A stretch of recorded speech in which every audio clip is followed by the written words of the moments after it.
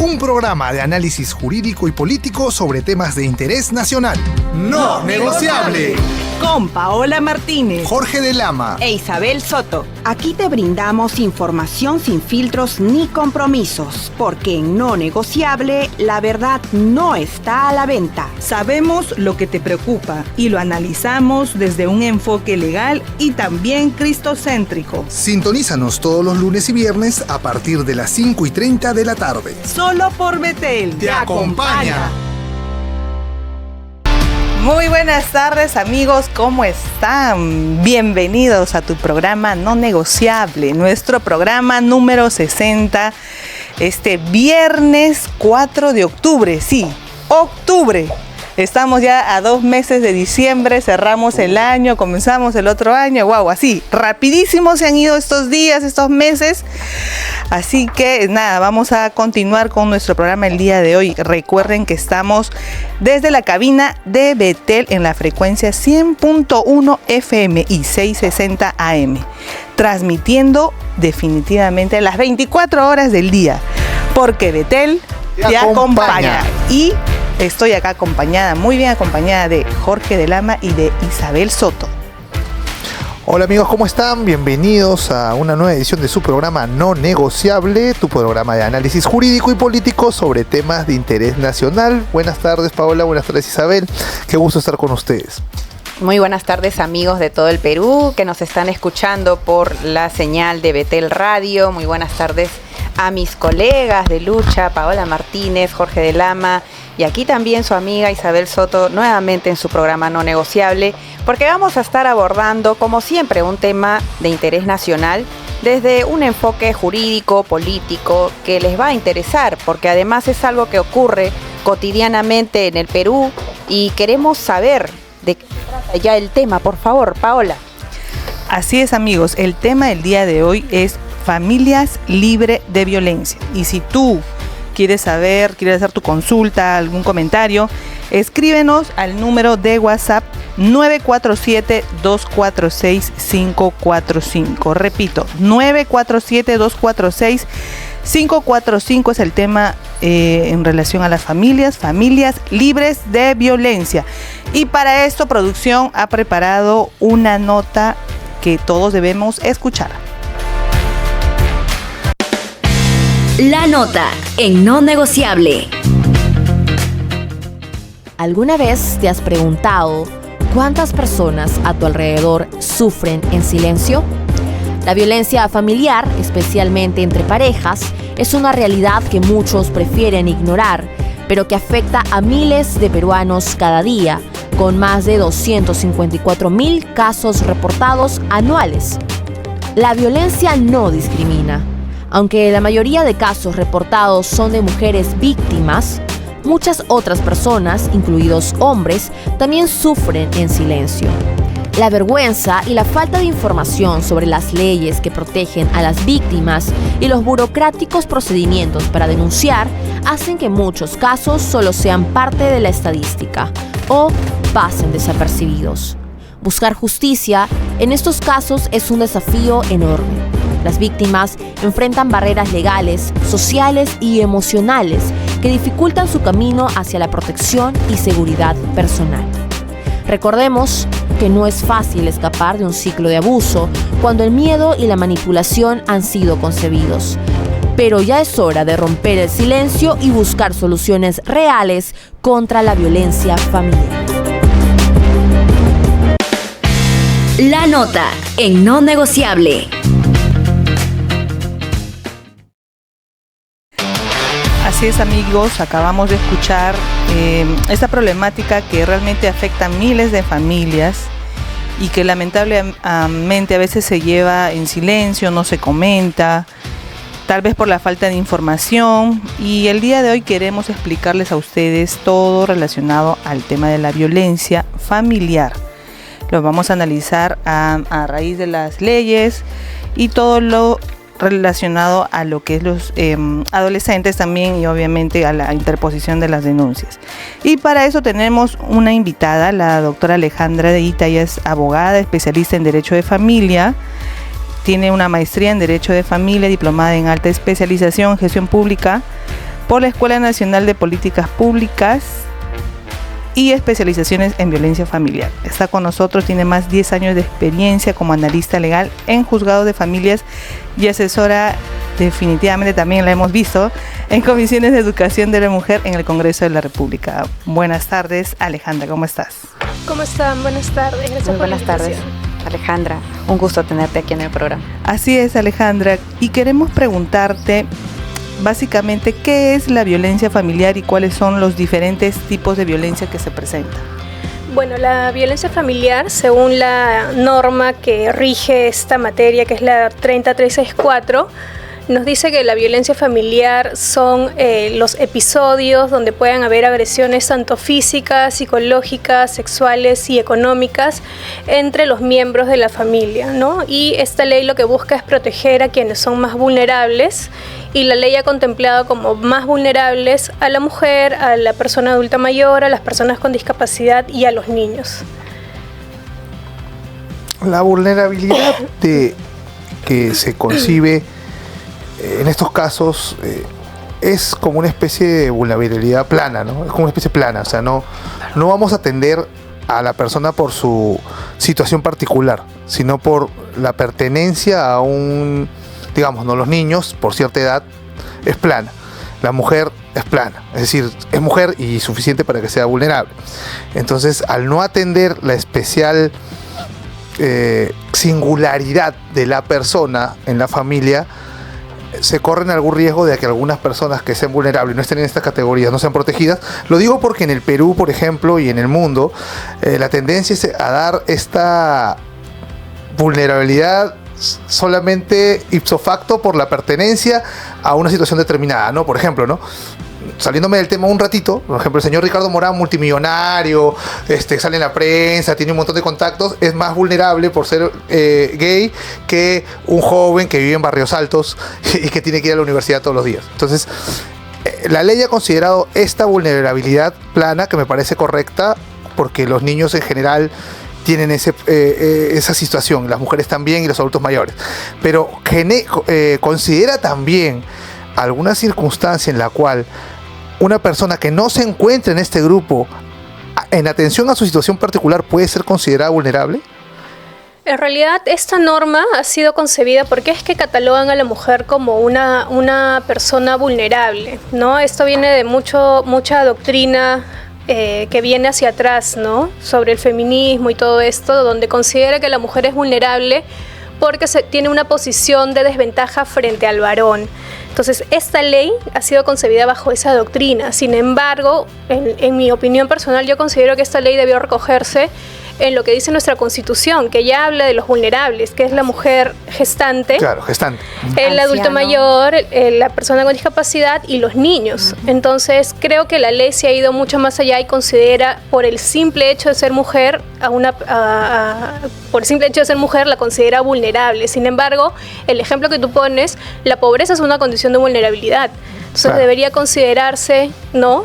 Frente a situaciones donde tengamos un varón, por ejemplo, en condición de pobreza y una mujer, ¿cómo se resolverían esos casos? Claro. La ley ha dado ciertos principios también, para ciertos enfoques para poder resolver también estos casos, ¿no? Sin embargo, se sabe pues que el criterio y la priorización es la protección de la mujer, porque es una ley precisamente que se llama Ley de Violencia contra la Mujer e integrantes del grupo familiar, ¿no? Ah, claro, entonces vamos por partes, ¿no? O sea, se coloca, digamos así, ¿no? La vulnerabilidad debería en sí, para hacer algo justo, correcto y técnico, estar enfocada siempre en las características particulares de un individuo determinado, ¿cierto? Así debería ser. Pero sin embargo, en algunos casos no, como cuando hablamos del adulto mayor, porque obviamente el adulto mayor ya de por sí tiene algunas condiciones particulares que lo hacen vulnerable, digámoslo así, o lo dejan en desventaja respecto a otros miembros de la familia, aunque no en todos los casos. También se ve casos de violencia psicológica de la mamá adulta mayor con la hija, a la cual, por ejemplo, ya estuvo años maltratando, y ella entró en una dinámica de maltrato, claro, ¿no? Ya una relación así, una dinámica de maltrato y de abuso, ¿no? Con la misma mamá, o con la misma familia del novio, o con la misma familia del esposo, digámoslo así. Entonces, lamentablemente, no hay un espacio, según lo que entiendo, me parece correcto que se coloque un principio de vulnerabilidad general, pero la ley no contempla una excepción respecto a casos donde la vulnerabilidad se invierta y no sea como en las categorías que estén aquí, ¿no? Es decir, no sé si me dejo entender. O sea, la ley debería plantear un espacio en el cual, oye, muy aparte de esta plano general, que sería la regla general, que está muy bien puesta, existen situaciones que el juez debería considerar que no tienen necesariamente que encajar con estas vulnerabilidades planas, ¿no? Sino atendiendo al caso singular de una persona. Como dije, ¿no? He visto casos donde la madre es una abusadora perenne y tiene más de 70 años y tiene más de 80 años y sin embargo sigue abusando de una adulta a la que ya ella, digámoslo así, adoctrinó desde pequeña para que sea una persona sometida a los caprichos de esta madre de 70 años, ¿no? Entonces, esos casos supongo que sí se darán y el juez resolverá, pero la ley no plantea, no digo que específicamente él tenga que plantear todos los supuestos, pero no parece plantear, o mi pregunta es si plantea que exista también una consideración individual dentro de un conflicto de este tipo que pueda ir en contra del plano general. ¿Existe eso? ¿Se da? O como usted dice, siempre es de cajón que él va a ser vulnerable sí o sí. O partimos de ahí nomás. La ley contempla la violencia según los riesgos. El riesgo severo o grave, el riesgo moderado y el riesgo leve. En función a estos tres riesgos es que el juez resuelve las medidas de protección. Si va una persona a denunciar o ingresa una denuncia, ya sea por comisaría, la víctima o la presunta víctima va a pasar siempre por una valoración. Es una ficha de valoración de riesgo que el Ministerio de la Mujer ha elaborado, donde se mide el nivel de riesgo. Si el riesgo es severo en la víctima, inmediatamente se dictan las medidas de protección en menos de 24 horas, bajo responsabilidad del juez o de aquel que no remitió el expediente oportunamente, ¿no?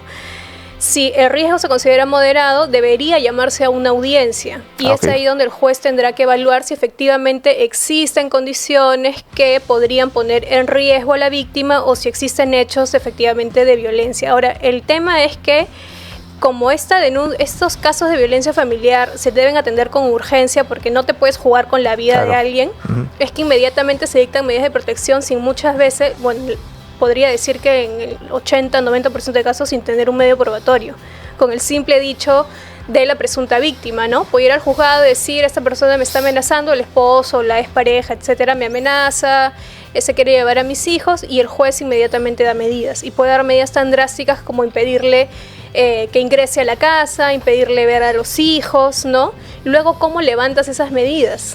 Claro, ¿y cuándo? ¿Y cuándo, no? ¿No? Y la única vía para levantar esas medidas es cuando este expediente pase a la fiscalía. La fiscalía abre una investigación y se vea si efectivamente hubo o no indicios de delito. Si la fiscalía dice, mira, no, la víctima nunca pasó peritaje, no hay ningún medio probatorio, archivará. Y con este archivo la fiscalía se lo comunica al juzgado de familia y recién el juzgado de familia levanta estas medidas. ¿Y hay un resarcimiento si en el caso que se entrega que algo es falso? Como que no toda denuncia, por más que a veces, o sea, tampoco no toda denuncia que no proceda tiene que ser sancionada. Yo no estoy de acuerdo con eso. ¿Por qué? Porque tenemos derecho a denunciar y debe haber un equilibrio. Pero sí hay casos que obviamente la fiscalía se da cuenta y en el expediente se lee que no había nada, ¿no? Que es algo creado. ¿Establece la legislación, doctora, algún tipo de resarcimiento para aquel que sufrió una medida preventiva por parte de un juez cuando la denuncia se descubrió que era totalmente falsa? ¿O no existe ningún resarcimiento? Y bueno, qué bacán, ¿no? Cumplimos con la ley, somos pro vulnerables, pero lo siento, señora, así pasa. No, a nivel judicial no, porque el aparato judicial está diseñado para cumplir con el mecanismo legal, cumplir con el proceso. Sin embargo, la persona afectada, porque yo sí he visto casos donde hemos tenido que denunciar a la presunta víctima por denuncia calumniosa, denuncia falsa, ¿no? Donde se acredita, por ejemplo, los típicos casos de donde hay conflictos por tenencias o por propiedades. Usualmente van las personas a los juzgados de familia a denunciar violencia familiar para hacer un retiro, evitar que se lleven a los hijos, ¿no? Entonces, cuando utilizan de esta manera el sistema de justicia, la parte afectada puede denunciar a la otra parte por una denuncia calumniosa, ¿no? Consulta, pero la denuncia calumniosa es un tipo penal no privado, es público, ¿cierto? ¿No debería ser el fiscal el que solito active esa denuncia? Porque entiendo que para que el público nos entienda, los delitos privados son aquellos que tienen que ser accionados por la presunta víctima. Es decir, el fiscal, por ejemplo, cuando a uno lo matan, tiene que actuar, no es que tenga que haber una denuncia formal para que lo haga. Pero en los casos de difamación, injuria o calumnia, que son los delitos de naturaleza privada, ¿no? Tú tienes que presentar la denuncia para que recién el sistema penal se active. Pero la denuncia calumniosa no es un delito de tipo privado. Entonces la Fiscalía sí tendría la obligación de presentarla apenas se da cuenta que hay eso. Y eso es lo que me llama un poco la atención. Es decir, la Fiscalía bien para procesar, pero luego cuando se da cuenta o ve el desarrollo de la investigación, como usted ha dicho, mira, no encontré nada, ellos pueden ya darse cuenta del indicio o no, porque a veces no hay indicio, a veces hay un error de tipo que no tiene que ver con una denuncia calumniosa, una intención de fraguar al sistema. A veces ocurre eso. Pero ellos se pueden dar cuenta de que, oye, en este caso sí, la señora inventó todo, o la víctima, o el hombre inventó todo, o tal persona ha inventado todo. Y por tanto, ellos deberían legalmente ser los que inicien la denuncia, porque esta denuncia, este tipo penal, como repito, no es de naturaleza privada, es de naturaleza pública, ¿o me equivoco? No, es de naturaleza pública, ¿no? Y bueno, es un tema interesante porque podría contemplarse como una modificatoria en la normativa, ¿no? De que igual la misma propuesta de que de oficio los juzgados de familia, al conocer que ya Fiscalía archivó, deberían levantar la medida. Actualmente la parte tiene que pedirle al juez de familia, oye, ya me archivaron mi proceso en Fiscalía, levántame las medidas. Tienes gente con medidas de protección de 1 año, 2 años, con procesos ya archivados, ¿no? Entonces eso es una ineficiencia que precisamente la norma lo tolera. Y quizá en el caso que tú también comentas, podría hacerse también alguna modificatoria que exija que el Ministerio Público, al determinar, porque obviamente ellos hacen una investigación para determinar que no hay delito, y si determinan que hubiese calumnia, de oficio pues accionen también. Claro, ¿no? Una denuncia calumniosa obviamente, ¿no? O Doctora, falsedad, porque sería falsedad ideológica. Doctora Alejandra, estamos en un tema de violencia familiar con incidencia principalmente en temas de pareja. Y en un programa anterior que usted también nos acompañó, nos decía de que a veces estas denuncias tienen una motivación personal. La pelea por los alimentos o por los niños, por la tenencia, y efectivamente ya nuestra Constitución establece cuál es la población de especial protección, como usted lo mencionó, el artículo 4 de nuestra Constitución habla pues de que la población vulnerable, o en este caso de especial protección, son pues las madres gestantes, ¿no? Los niños, los discapacitados, las personas de tercera edad. Pero me llamó bastante la atención el ejemplo que puso mi compañero Jorge, porque lo he visto, una señora de más de 80 años que denuncia a su hijo, pero no con pruebas, simplemente con su sola palabra activa el aparato judicial, como es mujer y es mayor de edad, o sea, de la tercera edad, mejor dicho, activa todo el sistema judicial a su favor, porque con su sola palabra, sin presentar ningún medio de prueba, ni testimonio, ni video, ni audio, ni nada que acredite la supuesta violencia psicológica, le dan medidas de protección. Y mi primera pregunta es esa. O sea, por default, por defecto, una persona que denuncia con su sola palabra, de inmediato ya tiene derecho a las medidas de protección. Eso es lo primero. Y lo segundo es decirle, tal como también preguntaban acá mis compañeros, si la ley 30364, que es la que regula el proceso de violencia familiar junto con su reglamento, establece que hay otra población, de repente los varones, porque mucho se conoce de las denuncias que vienen de parte de mujeres, incluso tenemos un ministerio, pues que su nombre mismo lo indica, el Ministerio de la Mujer, el Centro de Emergencia Mujer. Entonces, ¿cómo queda también la circunstancia, como en este caso le comentaba, de un señor cuya madre, por ser mujer, lo denuncia e inmediatamente le dan unas medidas de protección, y él, que es varón, realmente pues siente la necesidad, digamos, de interponer una demanda o, bueno, denuncia, esto de la denuncia calumniosa?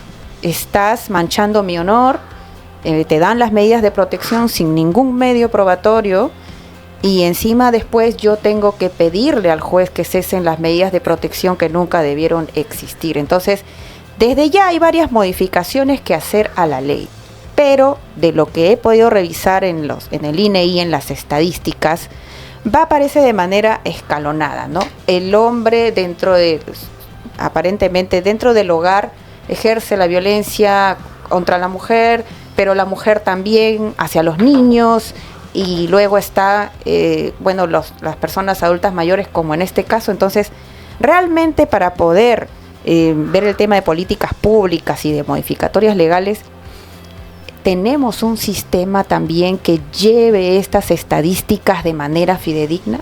¿O hay una cifra oculta también, de repente?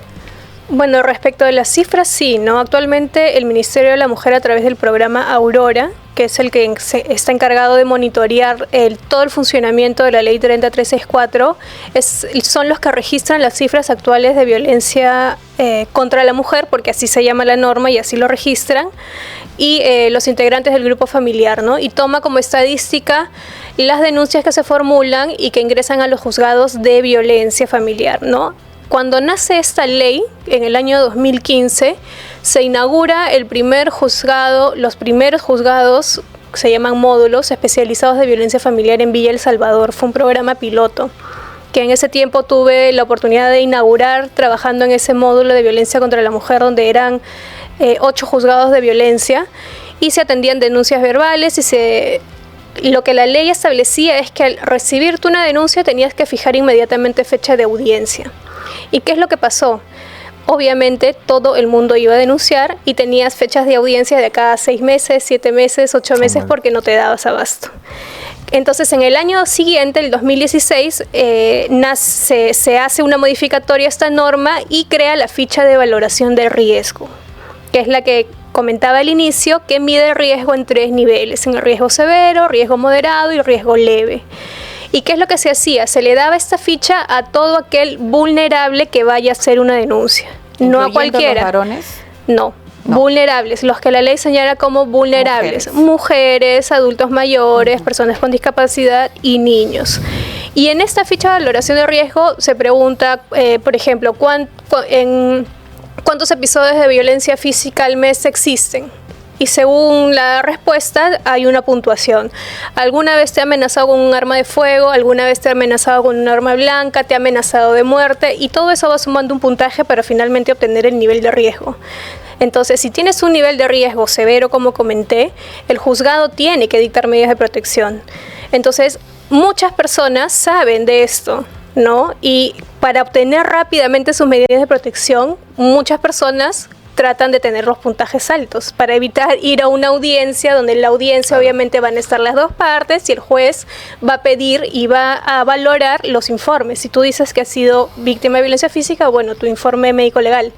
Si dices que has sido víctima de violencia psicológica, tendrás que tener tu informe psicológico. Entonces, ¿qué es lo que está pasando? Ahí se están sacando medidas de protección express, ¿no?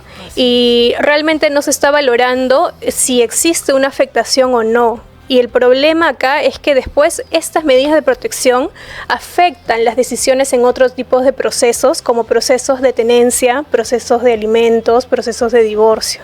Entonces, si tú tienes a un padre que fue denunciado por la madre, yo tengo muchos casos de estos donde la mujer no quiere que el papá se lleve al hijo de la casa, quiere que lo visite ahí con ella presente, y el padre insiste en llevárselo, va y lo denuncia. No, que ese hombre me hostiga, no me deja en paz, me para molestando que quiere llevarse a mi hijo. Medidas de protección. Mañana, cuando este señor quiera hacer su proceso de régimen de visitas o tenencia compartido, ¿qué va a ver el juez? Va a ver este proceso de violencia y no lo va a mirar bien, lo va a mirar ya como un agresor, sin que exista ni siquiera pronunciamiento de fiscalía, solamente porque ya hay medidas de protección. Entonces, esta visión que ahorita está adoptando el sistema de justicia, nadie dice de que no se necesiten medidas urgentes para atender víctimas de violencia, porque existe, pero creo que no debe ser condicionante para procesos importantes donde se decidan derechos relativos a los niños, porque se perjudican muchas veces, ¿no? Como les digo, tengo muchos casos de estos donde hay muchos padres denunciados por violencia familiar que no pueden tener regímenes de visitas con sus hijos sin externamiento, tienen que hacerlo dentro del hogar. Y en relación a lo que acaba de comentar, doctora, ¿cuál sería la solución, ¿no? Si estamos viendo que se están emitiendo estos medidas express, medidas de protección express, ¿cuál sería la propuesta? Porque estamos realmente evitando que los padres de familia puedan gozar de sus hijos en una tenencia compartida, ¿no? O a futuro que en el proceso de alimentos, qué sé yo, se le tenga como antecedente y por lo tanto se le cuestione y se le castigue sin que previamente haya un proceso en el cual se haya determinado si finalmente hubo o no violencia. Algo que también quería comentar respecto a tu pregunta. Antes las medidas de protección tenían un plazo. Tú ponías, por ejemplo, la prohibición de acercamiento por un plazo de 6 meses, porque entendías que en ese plazo la Fiscalía tenía que resolver. Actualmente, con las modificatorias, la modificatoria del año 2018 hizo que la medida de protección no caduquen, que vayan a Fiscalía, como explicaba, y sea Fiscalía quien decida si hay o no delito y luego informe al juzgado y el juzgado levante las medidas. Entonces, ahí tienes el cuello de botella, porque tienes medidas de protección que nunca van a caducar porque primero el expediente se demora un montón en llegar a Fiscalía si es que la parte no está atrás pidiendo que llegue, y segundo porque Fiscalía debe tener miles de casos de violencia en investigación y para archivo. Entonces tienes medidas de protección que no caducan. Entonces creo yo que una solución es sí tener medidas de protección con plazo y que el juez realmente revise nuevamente periódicamente el caso, ¿no? Por ejemplo, va la mujer, alega violencia familiar, exige el certificado psicológico, que le hagan realmente una evaluación psicológica, que vaya un asistente social a verificar cómo es la relación del padre con el niño, para ver si efectivamente se tiene que cortar ese vínculo. Ponle una medida de protección con plazo y vencido ese plazo revisa nuevamente el caso. Para que se renueve, digamos, esta medida de protección. Así es. Si continúa. Para ver, claro. Exactamente. Eso pasaba antes del 2018, sí se hacía, pero actualmente eso ha cambiado porque realmente no le encuentro sentido al cambio, pero lo que se busca lo que se buscó en su momento fue descargar los juzgados de familia. Y tirarle un poco la pelota a Fiscalía, ¿no? Porque lo que se dice es que el juzgado de familia no investiga el delito, y efectivamente el juzgado de familia no investiga, lo hace el fiscal y luego el juzgado de paz. Entonces decían, el juzgado de familia solo da las medidas y ya que Fiscalía se encarga de decir si hay o no delito. Las medidas no te hacen delincuente, no te hacen agresor, solamente es algo preventivo, que es verdad, ¿no? Pero a ver, explícale eso a un juez de tenencia, de visita. Si realmente va a ver al papá denunciado, no lo va a ver como un agresor si ya tiene una denuncia. No, desde la cédula de notificación he podido ver que no se le dice en la nomenclatura, o sea, denunciante y denunciado, sino denunciante y agresor. Agresor y víctima. De frente. O sea, lo dan por agresor en las medidas de protección que supuestamente, como usted dice, la Corte no tiene esa facultad de decir si hay o no hay delito, eso es tarea del fiscal. Y mira, yo creo que ese es un tema bastante controvertido y que incluso podría hacerse algún tema de reclamo o no sé, ¿no? Porque la norma habla de presunta víctima y presunto agresor. No podemos hablar de agresor si no tienes una condena efectiva. Entonces creo que ahí podría hacerse algún reclamo al Poder Judicial de por qué se está tratando a nivel tutelar a las personas como víctimas y agresores, cuando no tienes a un juez penal que ya te dijo que este es un agresor y que esta es una víctima, ¿no?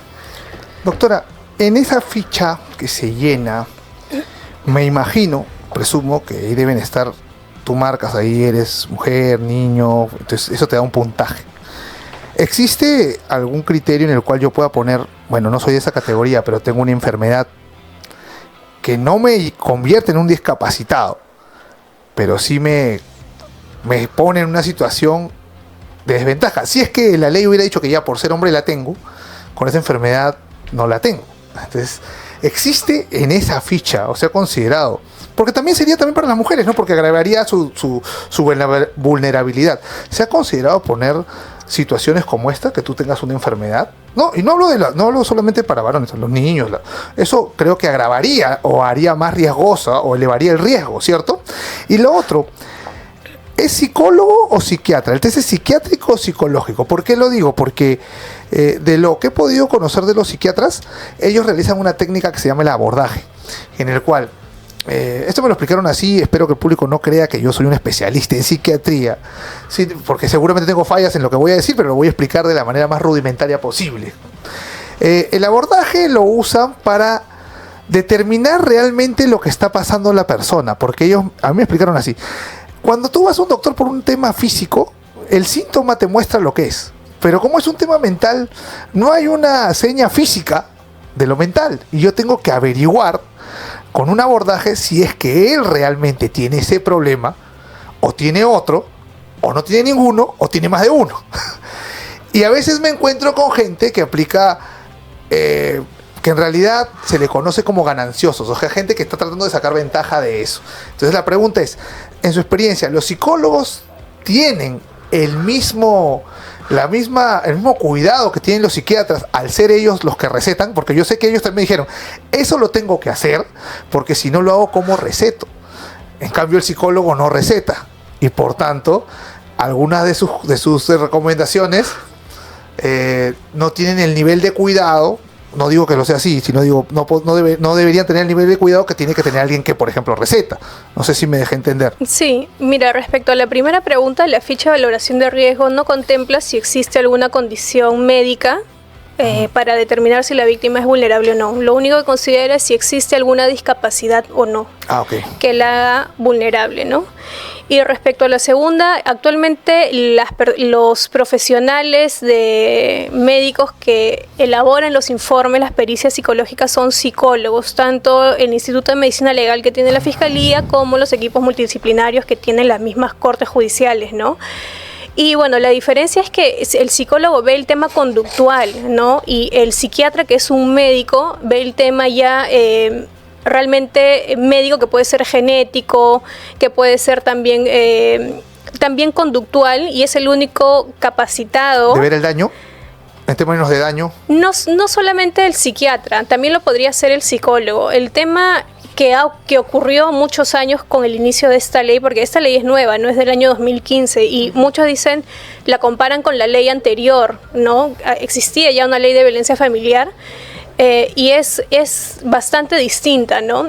Realmente el problema central con los equipos multidisciplinarios o medicina legal es la calidad del informe, más que la calidad del profesional, porque sí, el psicólogo puede determinar si existe alguna afectación, ¿no? Y puede determinar el origen de esa afectación. No necesariamente es porque existe un maltrato o un daño, sino porque existe una relación, una dinámica conflictiva por, no sé, por la propiedad de un terreno. Entonces esa mujer puede estar alterada de los nervios porque tiene un conflicto con el hermano porque le quiere quitar el terreno. Y eso no es violencia, ¿no? El tema es la calidad de estos informes que permitan al juez evaluar o permitan al fiscal evaluar. Y el problema, como les comenté, es que al inicio, si bien se tenían citas en los juzgados después de 2, 3, 4, 6 meses, igual pasaba con psicología. Tenías citas, o sea, iba la víctima y tu cita de psicología para ver si estabas afectado la tenías en 4 meses. Claro. Entonces, ¿qué se hizo? Ya, prescíndase del medio probatorio y dése medidas de protección inmediata. Es como una herida, ¿no? Me golpeó, mi pareja me golpeó, y yo en 5 meses ya no me vas a encontrar rastro de nada. Exacto. Lo mismo también pasa psicológicamente también. Entonces, por un tema de premura, y obviamente también hubo mucha presión social, es que se modifique esta norma y se usa esta ficha, que ahora lo determinante para decidir medidas de protección es la ficha, ¿no? Es la ficha. Sin embargo, como decía, yo creo que una propuesta que podría de alguna manera evitar, o mejor dicho, cerrar el ciclo de repetición de violencia, o realmente garantizar que la víctima esté resguardada, porque creo que acá el enfoque es la víctima, porque hay víctimas reales, ¿no? Como depuro las que no son, Así es. haciendo revisiones. Entonces, ¿qué pasa si yo también doy una medida de protección y tengo una víctima real y no le puse que el agresor se vaya? Y esa mujer sigue en esta dinámica y obviamente no cree en el sistema de justicia porque ella fue y le dieron medidas de protección, como se prohíbe todo tipo de agresión. El agresor se ríe en eso. Entonces, esta mujer que ya tiene medidas de protección no va a ir otra vez al sistema de justicia porque sabe que no funciona para ella. Entonces, ¿quién es el responsable de darle garantía y seguridad? Es el sistema de justicia. Entonces, ¿cómo debería hacerlo? A través de revisiones periódicas. Claro. Creo yo que ahí entra el trabajo importante, no del Poder Judicial, porque el Poder Judicial es un órgano que decide, sino debería entrar el Ministerio de la Mujer a hacer estas revisiones periódicas, porque, como les comentaba, ellos manejan el programa Aurora y tienen presupuesto. El programa Aurora maneja el Observatorio Nacional de Violencia, que son un montón de mujeres especialistas hablando de violencia. Deberían disponer esos recursos para crear, para contratar psicólogos, hasta psiquiatras, porque sí, realmente en temas de violencia no hay psiquiatras analizando, no hay. Sí te mandan a terapia, porque lo hemos hecho en medidas de protección, hemos mandado a terapias psiquiátricas en los centros de salud, pero no existe un psiquiatra que te analice. Entonces creo yo que tanto el Ministerio de la Mujer como el Poder Judicial deberían ahí articular un programa especial que busque el seguimiento para volver a analizar los casos y realmente resguardar a las víctimas y depurar a aquellos que no son víctimas. Y así desconcentramos y realmente evitamos tener tantas medidas de protección que son inútiles e ineficientes, ¿no? Así es. Bien, amigos, nos vamos a ir a una breve pausa y vamos a regresar con nuestro consultorio legal. Estamos presentando No Negociable. Porque todas las experiencias tienen una canción. Ponle play todos los sábados a las 5:30. Te acompaña. En Wari, Perla de los Conchucos. Sintonízanos en los 89.5 FM. Conecta con el mundo de la tecnología y el emprendimiento. Inspírate de historias de éxito. Y conoce las tendencias que van cambiando las industrias. Hola, soy Kenny Lazo, director de Sumatec, y te espero todos los sábados a las 10 de la mañana en Emprendete. Un programa donde conectarás con el mundo de la innovación y la tecnología. Solo por Betel Radio. Te acompaña. Continuamos con No Negociable. Tu consultorio legal. Así es, amigos, regresamos con esta tu secuencia consultorio legal. Hemos estado recibiendo varias consultas por las redes, por el WhatsApp, y tenemos una primera consulta de Valeria González desde AT Vitarte.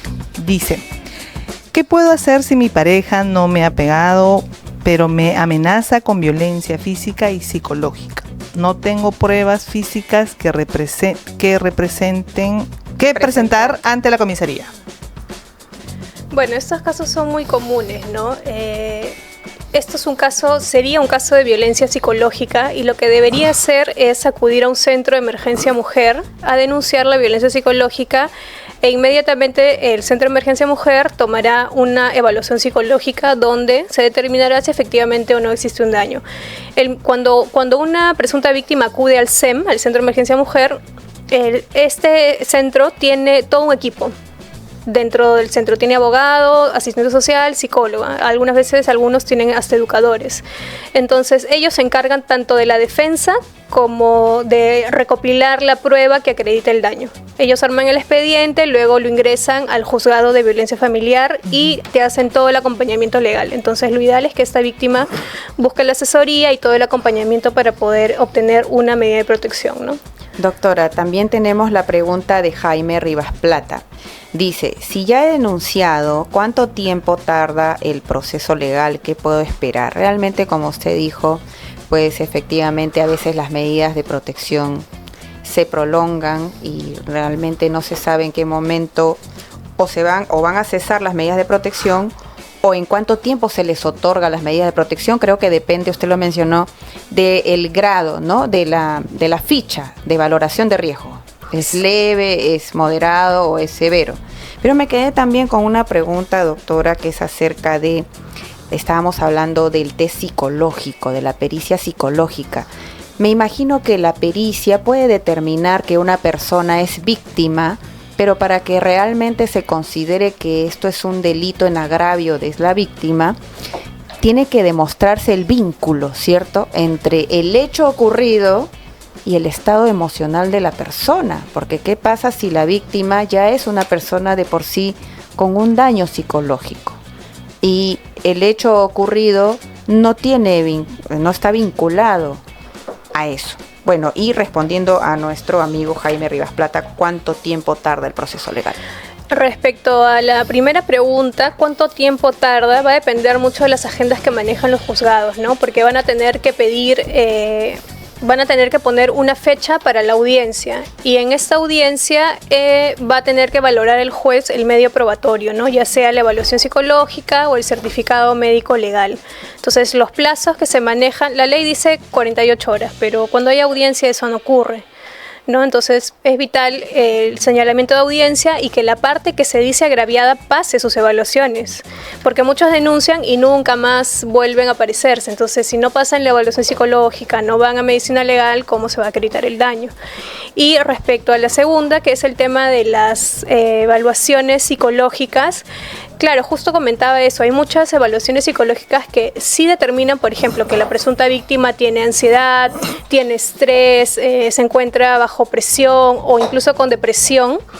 El análisis de esos síntomas, el psicólogo puede determinar que se deben a causas, por ejemplo, de problemas litigiosos como terrenos o cualquier problema litigioso, pero no que necesariamente sea porque la otra persona ejerce violencia. Incluso la ley 3364, cuando define la violencia psicológica, la define como palabras agresivas, palabras abusivas, palabras que generen desprecio. Eso es la violencia psicológica, no el conflicto que pueda haber, porque en el conflicto se van a decir cosas, ¿no? Hasta incluso pueden haber insultos, ¿no? En un conflicto, por ejemplo, litigioso, y eso no necesariamente es violencia. Ahora, la gente está acudiendo a los juzgados queriendo resolver situaciones de índole civil o incluso hasta penal con medidas de protección, ¿no? Que en realidad no sirven de nada. Entonces, creo que ahí es incluso los juzgados. Y esto es un poco controversial porque la ley te dice que el juez sí o sí tiene que tomar la denuncia, ¿no? Pero muchas veces van gente a denunciar por temas de conflictos de propiedades. Quiero denunciar violencia, y el juez no puede decir no.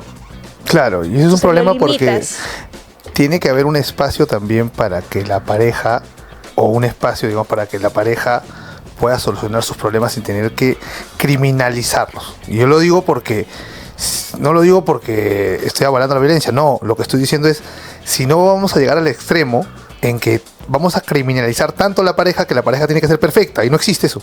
Se va a tener que llegar un momento en que todo el mundo tenga que ser pareja ideal de película, porque si no, se criminaliza eso. Entonces tiene que haber una línea entre la cual el Estado llega, porque llega, por ejemplo, el maltrato físico de por sí, queda claro para todos que eso es inaceptable en ninguna situación.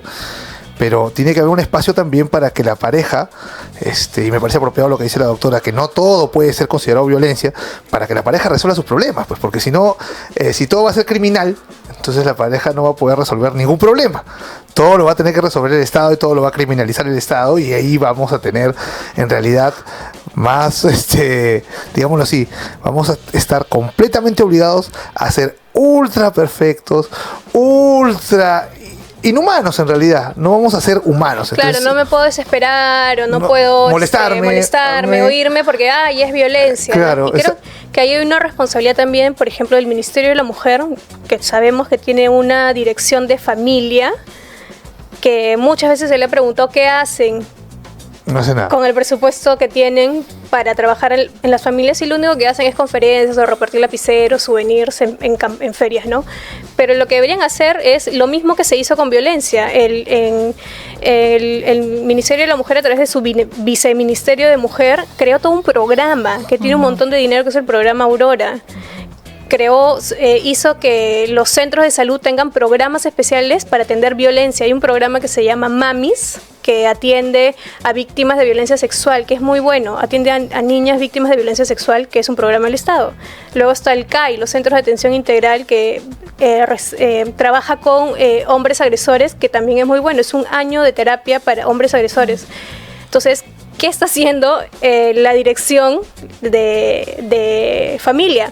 debería crear un programa que trabaje terapias para parejas que tienen problemas de pareja y así evitar recurrir a los juzgados de familia para denunciar violencia cuando no la hay, ¿no? Claro que sí. Justamente eso, doctora, iba a mencionar, porque el CEPLAN, para este plan estratégico al 2050, ha dado algunos datos, ¿no?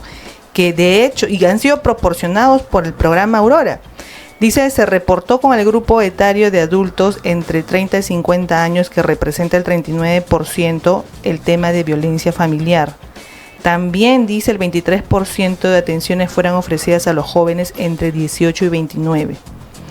O sea, tenemos data estadística que el mismo programa Aurora ha identificado, digamos, el rango de edades en los cuales se presentan más estos, digamos, episodios de violencia familiar.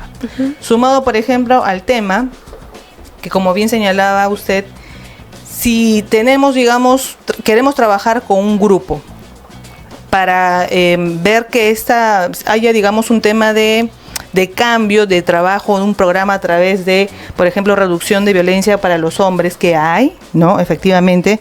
Por ejemplo, ¿por qué no se puede hacer con los jóvenes infractores que, de acuerdo a este plan también del CEPLAN 2023, la data, tenemos que hay 3.383 adolescentes en conflicto con la ley penal, en los cuales hay más hombres que mujeres. Y se sabe que de este grupo ya luego pasan, pues obviamente, lamentablemente a cometer actos criminales y ya son nuevamente internados ya, pero en centros penitenciarios. Entonces, como bien usted señalaba, la Dirección de Fortalecimiento de las Familias, que es la encargada de promocionar el tema de familia, debería pues hacer un seguimiento, una trazabilidad con esta pequeña población y luego ya aplicar algo más macro, pero lamentablemente no lo está haciendo y me recuerda porque hace poco estaba consultando en relación a esta dirección y se tardaron como una semana para darme un teléfono de alguien para consultarle cuál es el avance en relación al tema del Acuerdo Nacional número 16 que trata justamente el fortalecimiento de la familia. O sea, ellos realmente, si queremos hablar de violencia familiar, no están haciendo absolutamente nada. Y da pena porque se le otorga un presupuesto. Estaba revisando en qué destina el presupuesto y el presupuesto se va en programas de capacitación para sus funcionarios para atender el tema de violencia. Y yo digo, pero finalmente el valor público, ¿cuál es aquí? No es el ciudadano, no es la familia afectada. No se previene nada. No se previene absolutamente nada. No se está abordando nada desde el enfoque preventivo. Solamente se está viendo el tema punitivo de la sanción y todo lo demás y la víctima, pero nada en relación al tema de la prevención. Claro, pues no puedes cortar esa cadena porque se supone que la gente cuando llega en pareja trae lo que aprendió también en su familia. Y entonces tú no rompes la cadena si lo que vas a buscar es que no se peguen. Nada más, no se peguen. O nada más no abusen uno del otro. Ahí recién voy a intervenir. Si ahí voy a intervenir, no soluciono nada. Porque también cuando intervengo y corto los lazos familiares, los hijos también empiezan a volverse violentos ante la frustración de no tener a sus padres juntos por un hecho que ellos no son culpables. Y empiezan a tener esos problemas y sigue la cadena de violencia. Y como sigue la cadena de violencia, obviamente, creo yo que el ministerio va a seguir teniendo presupuesto para gastar en una cadena de violencia interminable que le conviene. Le conviene que esto siga así, porque así sigue gastando. Porque así sigue diciendo, bueno, sabes que la política de género no funcionó, pero la que va a ir al 2000 o al año 3000 sí va a funcionar. Sí va a funcionar. A la 3500. ¿Sabes qué? Si no sirve el género, más género. Eso es lo que van a hacer. Y eso es lo que yo observo. No sirvió esta. Al 3000 lo solucionamos. Una vez, en una entrevista, creo que la ministra, no sé si fue la ministra de la Mujer, llegó a decir que sí no habían funcionado los planes porque se cuestionaba el plan el primero, ¿no? El que terminó en 2018. Se cuestionaba. Este se cuestionaba más. Dijo, no, es que este es un tema de 30 años. Entonces mañana va a ser a 50 años. Mañana va a ser otra generación. Ya no va a ser esta generación. Y no hay un plan. Y no hay nada. No hay resultados. Y precisamente la ley de violencia es ley para prevenir, sancionar y erradicar. Entonces, en el tema para el tema preventivo, la ley desarrolló que se cree un comité con los más altos funcionarios, encabezados por la presidenta del Poder Judicial, la ministra de la Mujer, Fiscalía, Policía, hasta el Ministerio del Interior, me parece, y que creo que ellos nunca se han reunido a sesionar. O sea, creo que es un órgano que nunca ha sesionado. Entonces, ¿qué están haciendo en el tema preventivo? Porque esa ley tiene presupuesto, que está a cargo del Ministerio de la Mujer, ¿no? Y efectivamente, como han dicho ya mis compañeros, el tema de la prevención es importante no solo para evitar la violencia familiar, y en este caso, como estamos hablando del tema entre parejas, sino también para evitar la delincuencia, porque como se mencionaba acá, hay temas familiares que producen que quizá un adolescente más adelante pueda ejercitar pues la violencia por la rebeldía de haber crecido con padres que estaban constantemente en disputa. Y preocupa, por ejemplo, una cifra que da el INEI de que el 53% de las mujeres han sido víctimas de violencia en el año 2023, dice. Pero, ¿qué sucede? Que realmente esta ley, como estamos viendo, ha sido efectiva porque la viceministra de la Mujer, en el tiempo de la saliente ministra, Nancy Tolentino, había declarado a los medios de que con respecto al año 2022, en el 2023 hubo 18, los mal llamados feminicidios, que son homicidios a las mujeres. Hubo 18 feminicidios más que en el año 2022. Entonces estamos viendo que realmente el Ministerio de la Mujer, con el plan que lleva a cabo y con esta ley de prevención, no está logrando el objetivo, digamos, más visible, que es la violencia física. Si hay feminicidio, 18 feminicidios más, homicidios a las mujeres, más que en el año anterior. Y no solamente con respecto al año anterior, vamos revisando hacia abajo y vamos encontrando que cada año más bien hay más casos. O sea, va en tendencia. No decrece, aumenta. ¿Qué se puede hacer entonces? En ese caso en que esta ley nos sirve para prevenir, en que las políticas del Ministerio de la Mujer no están contribuyendo a la violencia, y algo además que acotar, que efectivamente dentro de una relación de pareja, en el fragor de una discusión, obviamente que van a decirse frases verbales inapropiadas tal vez. ¿Cuál es el límite de poder decir: esto es una discusión doméstica y esto sí es una discusión que merece enervar al sistema de justicia? Mira, hay dos temas ahí. Lo que comentabas de el trabajo que está realizando el ministerio con las cifras que tiene, ¿no? Se dice de que las cifras van aumentando, pero ojo que el observatorio toma esas cifras del Poder Judicial, o sea, de todas las personas que van a denunciar. No significa que efectivamente haya violencia, o sea, hay medidas de protección. Creo yo que las cifras deberían tomarse del Ministerio Público, cuántas se archivan y cuántas terminan formalizadas. Claro. O en todo caso de los juzgados. Dimensionado. Exacto. En todo caso de los juzgados de paz, cuántas condenas efectivas por violencia tenemos. Porque yo mañana puedo ir a denunciar violencia sin ser víctima y ya soy cifra en el observatorio. Claro. Wow. Entonces ahí habría que fiscalizar en qué están basando sus cifras el observatorio. Yo sé que las basan con las denuncias que hay en el Poder Judicial.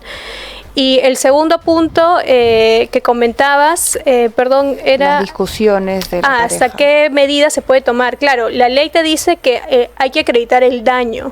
Igual que en la vía civil, cuando hablamos en un divorcio que hay daño, porque se habla del daño moral, incluso hasta el daño del proyecto de vida, que ya lo ha desarrollado el Tribunal Constitucional, acá es lo mismo. El daño físico es probable a través de un certificado médico, ¿no?